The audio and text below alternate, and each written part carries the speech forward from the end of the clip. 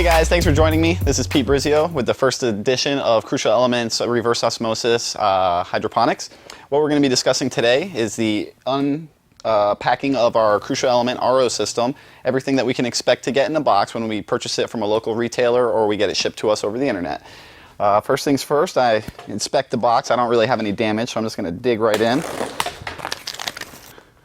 First thing you'll notice when unpacking your Crucial Element Rain RO system is the foam packing that has been thoroughly placed so that it can ship safely. I'm going to go ahead and get some of this packing out of the box. And for now I can just discard my foam packaging. And I've now got my Crucial Element Rain RO system.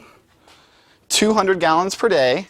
These units will come equipped with automatic shutoff valve, pressure gauge, which will allow you to register the pressure that you're running at, as well as the 1 micron sediment filter and heavy duty carbon block right behind him. If you notice, you have your installation packet. First thing I'll notice is my standard 1/4 inch hose bib adapter, which I will be supplying my unit the water with from. I've got my 10-inch filter wrench, which will allow me to make filter changes a lot easier in the future. I've got my 2 lengths of 1/4 inch RO tubing. Also got my RO membranes and my owner's instruction manual, along with my 2 100-gallon per day reverse osmosis membranes. This unit is now ready to install. I am at my wet test bench here in my shop, so I'm going to make things a little easier. I've got my cold water line, which is being supplied to me from the city. Go ahead and disconnect this black hose, which we will use for a feed line. Most customers will install this either in their garden or outside, where they'll be using their garden spigot. To connect this fitting, all that we're going to do is push the 1/4 inch tubing inside the quick connect, and you'll notice it fastens right away. If we need to disconnect the tubing, we're going to hold our fingers flush on the quick connect collar, and we're going to pull the tubing right out. So again, I just push it in, it won't go anywhere, but if I hold the collar, it does pull right out. For our demonstration, we're going to go ahead and go off the 1/4 inch line, cold, not hot. If we use hot water, we can potentially melt our membranes. And then I'm going to take my reverse osmosis membranes provided, and I'm going to disconnect the membrane housing and install them. So again, with the quick connect fittings, we're gonna place our fingers on the collar and pull the tubing out. I take the collar, push it in, tubing comes right out. Then unscrew these membrane caps. Be careful, there are O-rings that are on the caps that can become missing, and then we'll have a leaky system.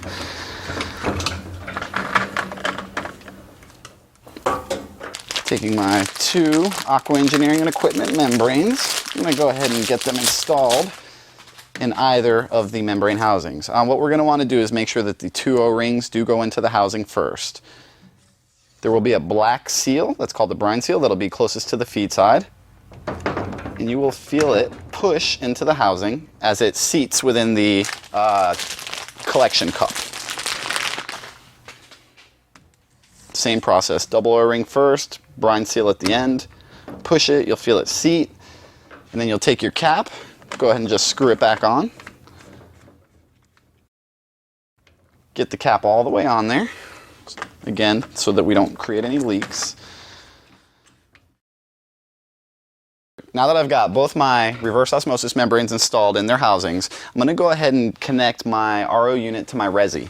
The best way to do this is to come off of the automatic shutoff valve, which will be pre-installed on your Crucial Element reverse osmosis system. I'm going to take the previously supplied product tube and I'm going to connect it to the only open port on this automatic shutoff valve. If you notice, there are 4 ports, all 3 are full, there's only 1 open port. We're going to go ahead and just take the tubing and push it in there like we do with the rest of our quick connect fittings.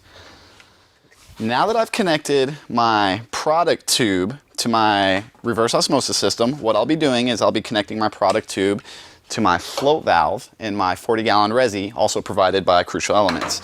I'm going to go ahead and got my 40-gallon resi on standby. It is a FDA-approved polypropylene plastic. This is very important for reasons that we're going to discuss in a couple of moments. What we're going to do is just pop off the lid to our container. You'll notice it's almost airtight, being that you're going to have a hard time getting the lid on and off. I take my previously prepared 1/2-inch drill bit and I go anywhere along the tank as close to the top as possible without interfering with the lid. See, I have a nice clean hole at the end.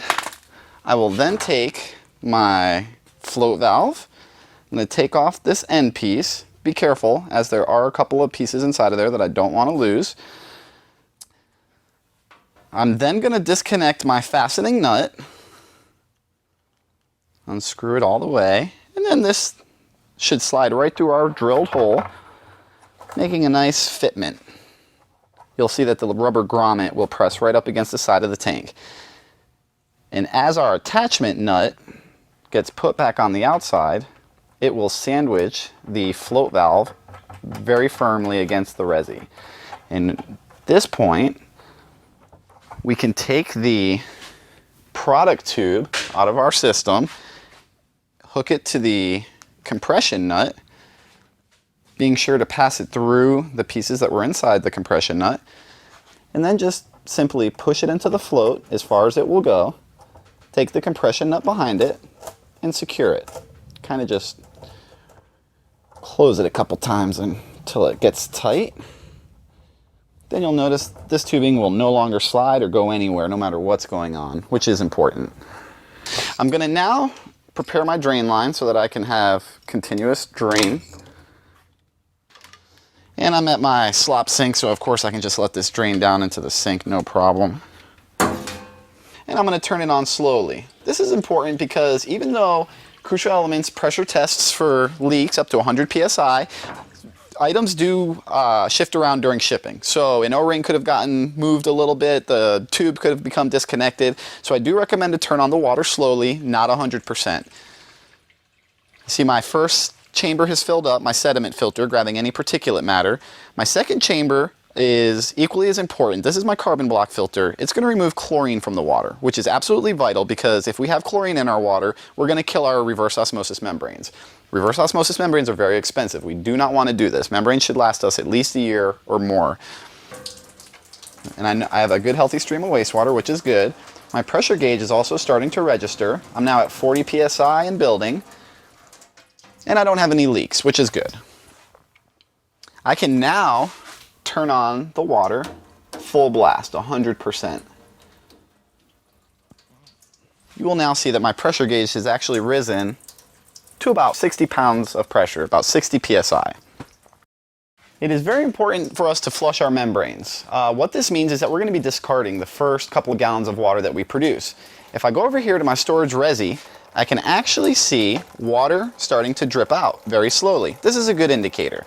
Reverse osmosis systems will create water very slowly. If you see a fast stream of water coming out of your RO system, there's a good chance the membrane either hasn't been seated properly or something else is wrong. So to stop everything would be my recommendation and check all the connections.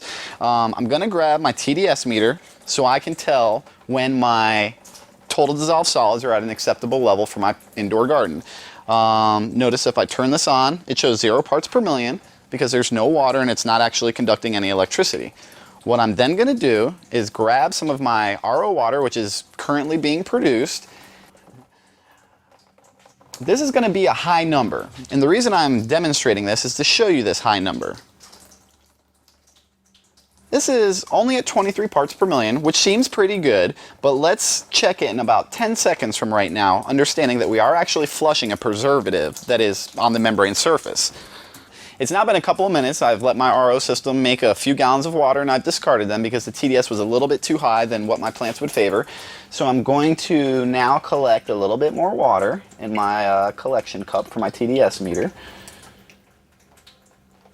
Then going to put my TDS pen in the cup and it now says 8 parts per million, which is good. I'm sure if I let my system run for a few minutes more, it might drop to 7 or 6 parts per million, but this is acceptable for my nutrient level in order to get a basis. So let's go ahead and check the functionality of our system. When our resi is full, our system's drain water, which here is being shown is produced very healthy.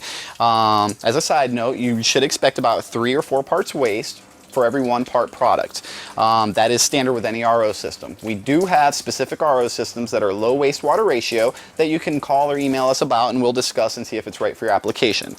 Assuming that my resi is full, my float valve then would lift and the product will build pressure for anywhere between 30 seconds to 2 minutes.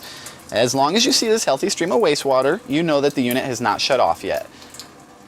And within a couple of minutes, I should feel, or see rather, my wastewater discontinuing itself, going down to absolutely nothing. There will, of course, be some water left inside the membrane housings that will gravity feed out. This is slowing to nothing, though. In a couple of seconds, there will be absolutely nothing leaving this tubing. Another indicator that the automatic shutoff has triggered and has worked is that the pressure gauge that was normally on the system registering 60 psi now shows 0 psi, because in effect we have cut the incoming water pressure that's going into the membranes. So we're not going to have any water pressure on the gauge, and you can see again our drain line's kind of petering down next to nothing. Again, there is some fluid within the system, so it does take it a second kind of to just empty out, but this is a successfully stopped drain line. Now we have our system completely automated. When the float valve drops back in the other position, the system will turn on, making wastewater and product water again until the float valve raises up. This system is completely set up now for you to take your low part per million water, add your nutrients to it, and integrate it into your growth system.